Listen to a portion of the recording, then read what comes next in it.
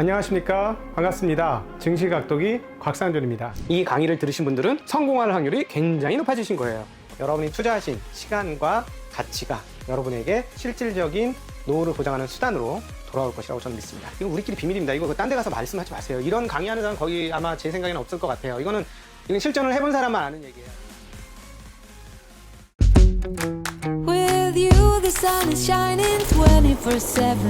Cause when we're together, it feels like we're in heaven. If it will get dark, you'll be my million stars. I know I can lean on you. HMM이 영업이익률이 48% 정도. 산은이 들고 있는 전환사채가 있잖아요. 연말까지는 운임은 아마 계속 올라갈 가능성도 있고요. 여객 비즈니스만 주로 운영을 합니다. 이제 유상증자를 한다거나 이런 항공사에게 2023년 매출의 1배를 적용해서 선박에도 친환경이 되게 지금 중요한 상황입니다. 네. 작년은 조선보다 기자재가 낮다 톤이었는데 올해는 저점을 잡으실 때는 그 확인을 하시는 게 좋아요. 옛날 이야기 좀 많이. 이야기 할머니처럼 잘 네. 해드리도록 하겠습니다. 이제 1부에 이어서 신영증권의 엄경화 연구원님과 항공업에 대한 이야기를 나눠볼까 합니다. 지난 시간에는 해운에 대한 이야기를 나눴는데요. 네. 과거 얘기도 나눴었고 거기서 탈피해서 굉장히 좋은 모습을 보여주고 있었고 예상 이외로 작년뿐만 아니라 올해까지도 굉장히 높은 상승률을 보여줬었는데 이제 만족하고 항공으로 넘어가자라고 네네. 새로운 아이디어를 제시를 해주셨습니다. 네네. 네, 근데 항공도 지금 바닥은 아니잖아요, 주가가. 어느 정도 기대감 그쵸. 때문에 많이 올라 있는 올랐죠. 상태긴 해요. 그리고 또 항공 같은 경우에는 크게 대형 항공사, 대한항공과 아시아나들이 있고 LCC, 저가항공사가 있잖아요. 각각의 상황도 좀 다를 것 같거든요. 네, 어떤가요? 실제 현장 상황은? 그러니까 우리나라의 공항 통계를 기준으로 좀 말씀을 드리면 네. 한국의 그 국제 여객이 거의 고점 대비해서 한 98% 정도 수요가 줄은 상황입니다. 네. 그래서 주간 단위로 보통 한 150만 명 정도가 이용을 하시거든요. 우리나라의 공항을. 근데 일주일에 요즘에 3만 명, 4만 명, 이 정도를 이용할 정도로 많이 줄어 있었던 상황이었고요. 그래서 저희가 생각을 해보면 저희가 대한항공, 아시아나항공 이런 데들은 항공 화물 사업을 영위를 하지만 네. 아까 말씀하신 저가 항공사들은 여객 비즈니스만 주로 운영을 합니다. 그래서 당연히 그 안에 국내 여객도 있고 국제 여객도 있을 텐데 국제 여객이 전체 매출에서 미치는 영향이 훨씬 더 크다 보니 저가 항공사들의 매출 감소폭은 훨씬 심하고 비행기가 거의 다니지 않는 상황에서 비행기에 대한 비용과 인력에 대한 비용은 나가고 있으니까 손익이 깨진 부분은 당연히 저가 항공사들이 훨씬 더 안 좋은 상황이고요. 네. 반면에 이렇게 국제 여객기를 제대로 띄우지 못하는 건 대형 항공사도 마찬가지지만 이제 그 빈자리를 그나마 국제 항공화물로 좀 채우고 있는 상황인데요. 코로나 이전 대비해서 항공화물의 양이 아주 많이 는 건 아니지만 네. 그 우리나라의 외항사들도 주로 들어와서 항공화물을 많이 했었는데 그런 부분이 좀 줄고 기존의 여객기에 그 수화물 칸에 넣었던 그런 화물들을 못 싣고 저희가 오직 항공화물만 전담해서 하고 있는 그 항공사에다가 이 화물이 몰리다 보니 이 운임이 엄청나게 많이 올랐습니다. 네. 근데 이제 해운처럼 막 몇 배씩 오를 수는 없고요. 네. 항공 운임은 국토부가 상한선을 주고 그 밑에서 항공사들이 할인율을 적용을 해서 해야 되는데 어쨌든 절대 운임 자체는 코로나 이전 대비 한 2배 정도 오른 상황입니다. 그래서 옛날과 똑같은 정도의 화물을 날라도 매출이 2배가 되니까 그쪽에서 이제 이익이 발생을 해서 그 대형 항공사들은 매출이 줄어 있는 거는 저가 항공사나 마찬가지이지만 네. 항공 화물 쪽에서 이익을 취함으로 인해서 전체 합산 이익은 플러스 상태를 유지를 하고 있고요. 저가 항공사들은 매 분기 적자를 이어가고 있는 그런 상황입니다. 그럼 해운 운임까지는 아니지만 이 항공 화물 운임 같은 경우에는 네. 국토부 상한선에서 지금 할인율이 거의 없는 상황인가요? 더 오를 가능성이 있나요? 지금 아니면 지금 여기가 정도 좀 수준에서는 렉스라고 더 오를 가능성은 그닥 그 항공사들도 보지는 않고 있는 것 같습니다. 그리고 항공화물 같은 경우에는 정말 그 코로나 수혜도 많이 받았다고 볼 수 있는 게 배로 실어 나르지 못하는 물량이 이 항공으로까지 겹쳐가지고 이중 수혜를 본 것 같은데 여기서 얼마나 더 늘 수 있을까요? 물량 기준으로 본다면 피는 막혀 있더라도. 네, 물량 기준으로 더 늘기가 좀 어려운 게 그 우리나라의 대한항공이 네. 화물 전용기를 23대인 체제를 유지한 지가 거의 10년 가까이 되고요. 네. 그 아시아나항공이 화물 전용기가 한 11대에서 12대 정도밖에 없거든요. 그 정도의 대수를 유지한 지도 거의 10년 가까이 됩니다. 그래서 이게 항공화물이라고 하는 거는 뭐 말씀하신 것처럼 해운 운임이 너무 올라서 항공으로 올 수도 있지만 전 세계 무역의 대부분 한 85% 정도는 배로 주로 수송을 하고요. 매우 적은 부분을 그 항공으로 저희가 수송을 하거든요. 그래서 배로 움직이던 화물들이 항공 쪽으로 오면 항공에서는 체감이 엄청 크지만 만약에 이게 다시 시장이 전체적으로 정상화돼서 항공으로 급하게 수송하던 물량이 이제 배 쪽으로 빠져나가게 되면 이 항공 쪽에서는 갑자기 물량이 대단히 많이 빠져나가게 느낄 수도 있습니다. 그래서 네네. 이 항공화물 쪽은 업황이 조금 좋다고 해서 기재를 막 도입을 해서 막 늘려놓는 그런 액션을 잘 취하지 않습니다. 왜냐하면 평소에 그 국제 항공화물이 항공사들의 수익성에 아주 긍정적인 영향을 주는 그런 사업은 아니거든요. 네. 그래서 기본적으로 원래 그냥 하고 있었던 포지션 정도를 유지를 하는데 요즘에 그나마 조금 늘린 게 여객기에서 좌석을 좀 띄어내서 거기다가 이제 화물을 실어서 수송을 하는 그거 정도를 하고 있기 때문에 전년 대비 지금 항공화물이 대한항공이 한 20% 정도의 증가를 보이고 있는 상황인데요. 이 정도 늘린 거에서 더 늘리기는 어렵다라고 보셔야 됩니다. 지금 그러면 풀개파로 항공화물 네. 운송을 하고 있다. 돌아다니고 있다라고 보시면 될 것 같습니다. 그러면 이제 항공화물이 이제 코로나가 좀 정상화 단계로 넘어가서 네. 이 항공에서 좀 항공화물 수요가 좀 빠져나가기 시작하면 이 부족분을 당연히 여객으로 채워야지 되는 거잖아요. 네, 그렇죠. 예, 그러면 이제 여객 부분도 봐야 될 것 같은데 제가 한 3개월, 2개월 정도 전에 보니까 외국 항공사들은 비행기 발주를 좀 많이 늘린다는 뉴스가 많더라고요. 네. 국내 항공사들은 좀 비행기를 다시 뭐 주문을 하고 이렇진 않나요? 일단 새로 만드는 거에 대한 주문은 없었던 걸로 저희가 파악을 네. 하고 있고요. 저가항공사 일부 중에서 내년에 이제 리스기로 기존에는 원래 737, 800만 굴리던 티웨이 항공이 내년에는 이제 멀리까지 갈 수 있는 대형 기제를 도입하기로 한 계약을 실시한 거 정도는 알려져 있는 상태인데요. 지금 현재 굴리고 있는 대수는 결론적으로 말씀드리면 줄고 있는 상황입니다. 네. 우리나라의 저가항공사 6개사가 다 합쳐서 한 150대 정도까지 비행기를 가지고 있었었는데요. 네. 다 리스로 가져온 거긴 하지만 지금은 그게 한 130대 정도로 줄어 있는 상태이고 만약에 올해 만기가 돌아오는 게 또 있는데 여전히 코로나 시국이 이어지고 있다라고 하면 거기서도 더 줄어들 수 있는 여지도 있다라고 생각을 하셔야 됩니다. 네, 그리고 이 여객 수요라는 게 지금 98% 빠진 상태에서 조금 올라오고 있는 것 같긴 한데 네.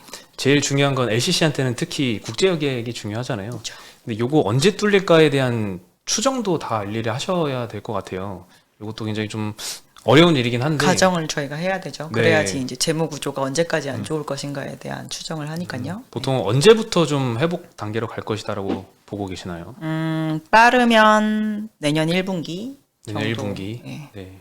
를 이제 가장 빠른 실적이 턴어라운드 할 수 있을 정도의 수요 회복 시기라고 보고 있고요. 아니라고 한다면 이제 내년 하반기로 넘어가야 되지 않을까라고 보는데 그 이상으로 넘어가게 되면 사실 모든 항공사들이 올해 자본 확충 발표를 하지 않았습니까? 네, 뭐 유상증자를 그렇죠. 하겠다, 연구체를 발행하겠다, 뭐 이런 네. 발표를 했는데 그걸 한 번 더 봐야 될 수도 있을 만한 상황이다라고 보셔야 될 것 같습니다. 지금 LCC 같은 경우에는 이미 다 한 번씩 했는데도 네. 추가로 나오고 있는 케이스가 좀 보이고 있어요. 네네. 이제 대형 항공사에서도 이제 그런 케이스가 나올 수 있다는 말씀이시죠? 아니요, 대형 항공사는 만약에 계속 이런 정도의 코로나 상황이 이어지면 네. 화물이 좋을 것이기 때문에 네. 그쪽에서의 이익이 나오는 걸로 지금의 비용을 다 충당을 할 수가 있고요. 이미 흑자로 넘어왔으니. 저가항공사가 아마 이 상황이 그대로 유지가 된다라고 하면 자본 잠식에 한 번 더 빠지게 되고 그러면 또 이제 유상증자를 한다거나 막 이런 그 액션을 취해야 됩니다. 내년 1분기까지 좀 수요가 회복이 돼주면 괜찮은데 네. 이게 하반기나 그 후년으로 넘어가게 되면 더 타격이 크다. 한 번 더. 예. 네, 그리고 최근에 그 사실 이제 백신을 2차 접종한 사람들이 이제 좀 많이 늘었거든요. 네네. 한 40% 가까이 지금 가고 있는 것 같은데 괌이나 이제 사이판 일부 미국 특정 지역 같은 경우에는 그냥 자가격리 없이 지금 갈 수 있는 상황이잖아요. 네. 그래서 지금 뭐 여행 유튜버들은 막 많이 가고 한다는데 사이판 여행이 열렸음에도 아직 그 비행기를 타는 사람들은 뭐 몇십 명밖에 안 되고 이렇다고 해요. 그래서 사이판이 7월 24일 날 네. 이제 트래블 버블을 처음으로 협정을 해서 아시아나항공이 이제 그 다시 가는 재개 비행기를 처음으로 띄웠는데요. 네. 그때 그 비행기가 제가 무슨 사이즈인지 모르지만 아마 전체 탑승객은 한 60명 내외 정도 수준이었던 걸로 알려져 있고 네. 이 트래블 버블의 수혜를 보는 그 인원은 딱 6명 여섯 명밖에 안 이셨던 됐어요. 걸로 네. 알려진 상태거든요. 그래서 그분들은 이제 가시기 전에 검사하시고 가셔서 지정된 호텔에 계시면서 네. 5일 동안 그 호텔에 있는 뭐 리조트 내에서 돌아다니시면서 뭐 골프도 치시고 하시다가 5일이 지나고 나서 네. 한 번 더 검사를 해서 그때도 음성이시면 그러면 이제 사이판 어디든 돌아다닐 수 있는 그런 일단 체제입니다. 그럼 뭐 자가격리 없다고 하는데 사실 5일 동안은 호텔에서 그냥 있어야 되네요. 그렇죠. 못 그 나오고. 현지에 가서. 그래서 그런 트래블 버블의 수혜를 받아서 가신 분들은 그러면 이렇게 와서 이 검사하는 기간 때문에 체류비가 드니 이 저쪽 정부에서 우리가 지원을 해주겠다라고 발표를 했고요. 지원금이 최대 한 1,500불 정도 네. 많이 수준의 주는 지원이 것 같아요. 되니까 네. 그 자가격리 기간 동안의 뭐 숙박이나 뭐 이런 거 정도는 충분히 해소가 되는 거죠. 그래서 뭐 아주 단기로 갔다 오시는 분들은 좀 피곤한 여행이고요. 네, 그렇죠. 만약에 가서 한 2주 정도 뭐 골프 투어를 하신다거나 뭐 이러신 분들은 충분히 이용할 만한 정도의 그런 부분이라서 차오르는 데 시간이 좀 걸립니다. 지금 당장 2차까지 다 하신 분들 비중이 아직까지 그렇게 높지 않고 네. 보통 저희가 이제 가까운 데를 가족 여행으로 많이 가려고 하는데 뭐 가족 구성원 전체가 다 접종을 하지 않았다면 갔다가 그렇겠네요. 돌아오셨을 때 또 일부 뭐 아기나 뭐 이런 애들은 이제 자가격리를 해야 되니까 이게 지금 준비가 되어서 접종이 이제 한 3분기, 4분기까지 완료가 되고 그래서 저희가 빨리 보는 시점이 이제 겨울방학 정도 되면 그때는 좀 트라이 하지 않을까라고 기대를 하는 거죠. 네. 그리고 지금 그 회복이 되는 가정을 하고 딱 들어맞는다면 주가도 뭐 지금보다 더 상승하겠는데 밸류에이션도 한번 점검을 해볼 필요가 있을 것 같아요. 특히나 뭐 아시아나나 대형항공사 같은 경우에는 흑자 전환을 했지만 LCC 같은 경우에는 아직도 적자 상태라서 밸류에이션 하기가 조금 어려워 보이긴 하거든요. 그래서 어떻게 밸류에이션을 하고 계시는지 궁금합니다. 저희가 정말 무모하게 그 네. 항공사에게 2023년 매출의 1배를 적용을 해서 네. 네, 좀 특이하게 밸류에이션을 했는데요. 원래 항공사는 이 에비타 R이라고 해서 이렇게 밸류에이션을 하는 지표가 있습니다. 이 기재를 투입을 해서 실질적으로 현금이 어느 정도 들어오면 그걸 회수할 때까지 지금의 시총이 얼마만큼의 연차가 걸리느냐 이제 이런 것으로 저희가 밸류에이션 하는데 네. 저희가 2023년 매출을 타겟으로 준 이유는 네. 항공산업에 대해서 조금 이제 시각을 바꿔봐야 될 필요가 있다라고 보는 건데 2010년대 초반부터 2019년까지 우리나라 항공사들은 계속 기재가 느는 기조에 있었습니다. 저가 항공사가 생기고 네. 항공기를 늘리고 하면서 그리고 그때가 민항기 그 항공산업의 정말 르네상스 시대라고 봐도 되거든요. 그러니까 노선을 놓으면 수요가 무조건 차는 거예요. 그래서 보통 보잉이나 에어버스 같은 데가 지속 가능한 성장률을 저희가 한 4% 정도대로 보는데 그 기간 동안은 계속 아마 한 6% 정도씩 늘었을 거예요. 항공 산업 전체적으로. 그래서 느니까 계속 만족스러운 수요가 차서 저희가 그 수요에 대한 거에 이미 취해 있어가지고 사실 할인 행위를 되게 많이 했습니다. 항공 비즈니스에서. 그렇죠. 그래서 저희가 되게 싸게 저렴하게 많은 항공기를 이용을 하실 수가 있었잖아요. 네. 근데 지금 전체적으로 봤을 때 우리나라의 항공사들이 기재를 다 조금씩 줄였단 말이죠. 네. 그게 이제 우리가 이용할 수 있는 공급단이 이제 내려왔다라는 건데 지금 시점에서는 이제 과연 항공사들이 수요를 더 많이 취하기 위해서 무리한 할인 행위를 할 것인가에 대해 생각해보면 저희는 그 기조에서 조금 벗어날 거라고 보고 있고요. 이제는 확실히 달라진다. 그러면 지금 현재 여행 사이트에 들어가셔서 10월이나 11월 패키지를 검색을 해보시면 네. 옛날에 가셨던 그 가격과 차원이 다른 그 패키지 가격을 확인하실 수가 있을 겁니다. 그래서 가격 레버리지라는 게 처음으로 항공산업에 생기지 않을까라는 기대감을 가지고, 그렇다고 한다면 많이 팔고 그 여러 가지 노선을 다 운영할 수 있는 업체가 이제 수혜를 실질적으로 볼 거라고 생각을 하는 거고요. 그런 거에 있어서 지금 대비해서 이제 가격이 많이 올라갔을 때 최대로 발생시킬 수 있는 매출이 많은 업체가 누구일까? 지금 현재 많이 내려와 있는 가격대에서 정상화됐을 때 그 회복률이 큰 업체가 무엇일까라는 네. 거를 집중적으로 보고 저희가 이제 그 항공사들을 할 때 그렇게 본 거고요. 탑픽 그래서 아시아나항공으로 한 이유는 기존에 제일 많은 할인 행위를 했던 업체 중에 하나이기 그렇군요. 때문이고요. 저희가 이제 그 경영진이 바뀌게 될, 그러니까 오너가 바뀌게 될 예정이잖아요. 그래서 네.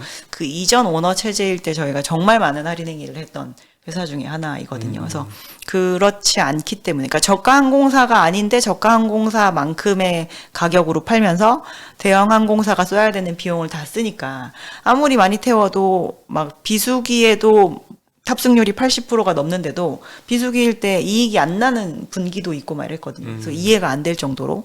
그래서 수요가 없는 회사가 아닌데 너무 싸게 팔아서 이익을 못 냈으니까 그 부분만 해소되면 이익이 좋아지는 거를 더 드라마틱하게 개선되는 걸 보여줄 수 있다라는 것 때문에 저희가 추천을 드리는 겁니다. 거의 뭐 패러다임의 전환으로 봐도 될 정도인 것 같네요. 저희는 비즈니스에 그렇게 대해서. 생각합니다. 네. 그래서 밸류에이션도 방법도 과감하게 바꾸셨고요. 네네.